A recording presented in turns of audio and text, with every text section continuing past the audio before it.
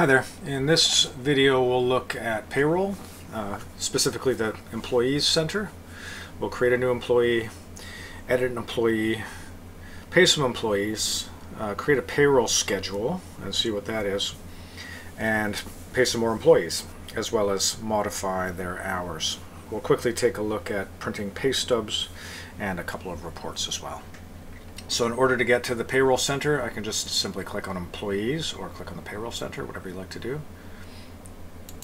From the home screen, that is. Again, you get to the home screen by clicking Home. And I want to create a new employee, so I'm going to choose New Employee, as you would expect. And this is M. Mary Johnson.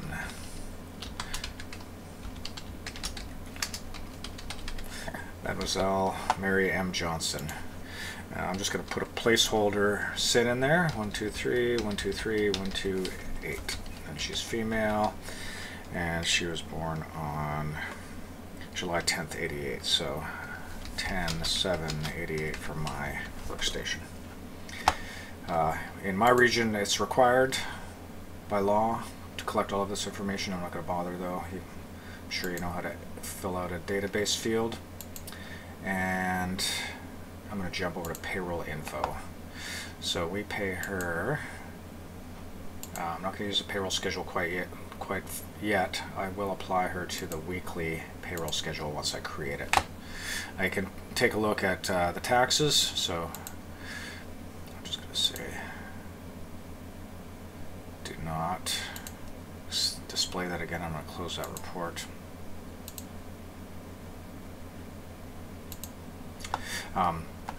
Yeah, so basically based on their completed TD1, he would change these numbers. I'm just going to assume that she's got a very simple life, no dependents, and no, she doesn't live in a remote area or anything like that. And I'll choose OK. And we can also choose what types of earnings generate vacation pay.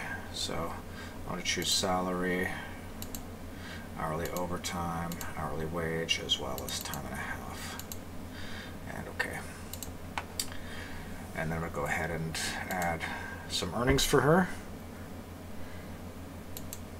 So we have an hourly wage, and we give her $18.50 for that. We also have just that, but if you wanted to add time and a half and overtime, you could do that as well.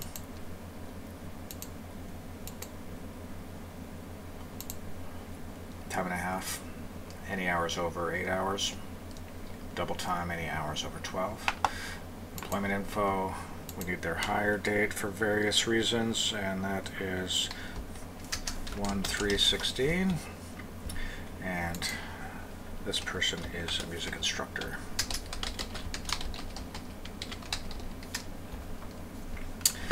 So that's, in a nutshell, creating a new employee. I'll choose OK.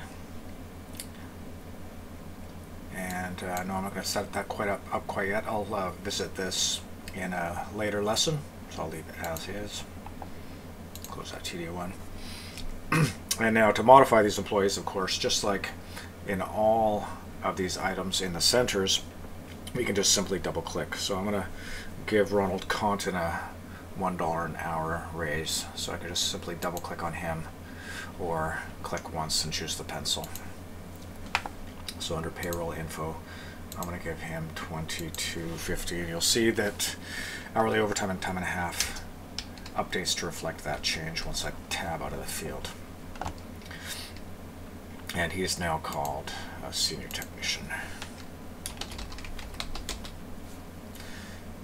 Occupation is on employment info, and I choose OK. Now I'm going to quickly pay the employees, so I go to the payroll tab. Again, I'm in the Employee Center. I click on the payroll tab. It shows me all my payroll schedules, and then it's basically like a payroll check run. So everybody who has that schedule applied to them, so in this situation bi-weekly, will get paid when I click on Start Scheduled Payroll. This other unscheduled payroll is for when people take vacations, to give them their vacation pay, loans, advances, as well as compensation in lieu of notice, stuff like that. So I'll go ahead and start scheduled payroll, and I'll choose OK. I've got the trial 2020 installed, but it's on my other computer. So it just picks up basically the dates from your payroll schedule, so you don't have to enter any of the dates. If you want to take a closer look at the deductions and incomes, you can click on the names there, and here you have all of the details about their employee. I'm just going to hit cancel. By the way, these things are all editable, so if you want to deduct more for EI, you can, or tax. And I'll choose cancel, and I'll go ahead and just pay these folks. By the way, this is number of hours at salary. So I'll choose continue and create paychecks. Ask me if I want to print them. No, I just direct deposit. And I'm going to quickly create another payroll schedule to take care of our employees with a weekly frequency. So to create new payroll schedules, again, I'm in the Employee Center, Payroll tab, Payroll Schedule. So if I just click on that and I choose New, and I'm going to call it Weekly. And the frequency is weekly. Make sure you change those so that they match. And the pay period end date for this one is March 7th. Sorry, March 5th. So 5/3/16, and the check is actually the 7th, 2 days later. Choose OK. Now when I choose OK, well, it gives me this warning because it's 4 years ago, but that's fine, I'll say yes. It asks me if I want to apply that payroll schedule for everybody who has a weekly pay frequency. And I'll just say yes, absolutely. I don't want to have to go and edit them individually. So they all pick that up.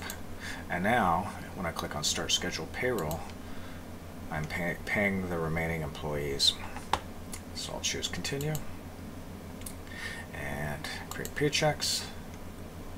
Oh, lets me know that I didn't enter any hours for one of my employees. So I'm just going to go OK. I'm going to go back and make sure that we give Mary Johnson 24 hours. She just became our employee, so we didn't add any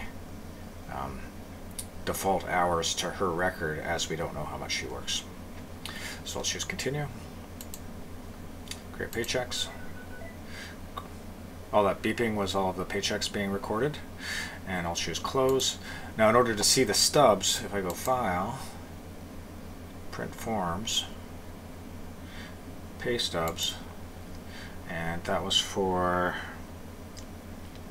March 1st to March 10th. So 3/1/16 to 3/10/16, and there's all the pay stubs. If you want to preview them, this is what they look like. Let me just resize this so you can see it.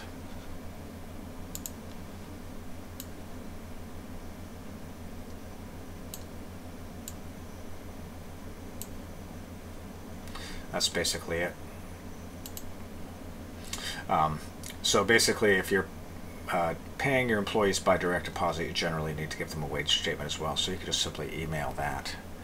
I'm just going to close this. Notice we have an email button, so we can just quickly email all of these checks to all of our employees.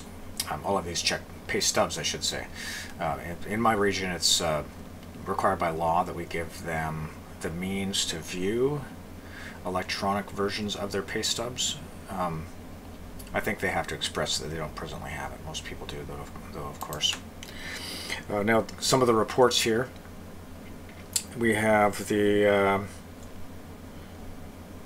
PD7A, which is basically a report you generally create annually, and it should match the total of all of your T4s for everybody. So if I go to Reports, Employees and Payroll, again, this is going off the screen like it has before, but it's the third one from the bottom, PD7A Summary. And I want to look at just the beginning of March. Sorry, I'm just going to look at February. So 1, 2, 29, 2.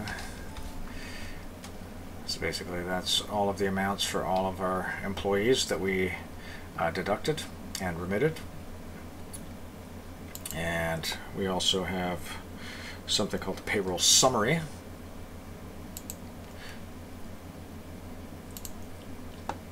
And I'm going to look at just beginning of March, first week of March of 2016. So you notice you get all of your pay and deductions with a column for each, or 3 columns for each employee. And you can look at any date range. So those are the amounts for the particular date range you're looking at. We also have quick reports. Now, I think I showed you this in some of the level 2 videos, but let me just quickly show you what those are. So if I go back to, I'm on the Employee Center, click back on the Employees tab. This quick report will give you a report based on what you have selected over here. So if I want to see Ronald Conton, for example, I choose Ronald Conton, click on the quick report, and I'm going to say the first quarter or something like that. So 1/1/16 to 7/3/16. Shows me all of the paychecks that were issued for Ronald Conton. These little check marks means they were also cashed by our bank. You can drill down on these to take a closer look if you need to. You double click on it, you actually get back to the original transaction as well, so you can actually print again if you misprinted anything about that. Well, that's the Employee Center. So again, we created an employee, modified an employee, paid a handful of employees, created a payroll schedule, paid some more employees, and then generated some reports. Thanks so much for watching.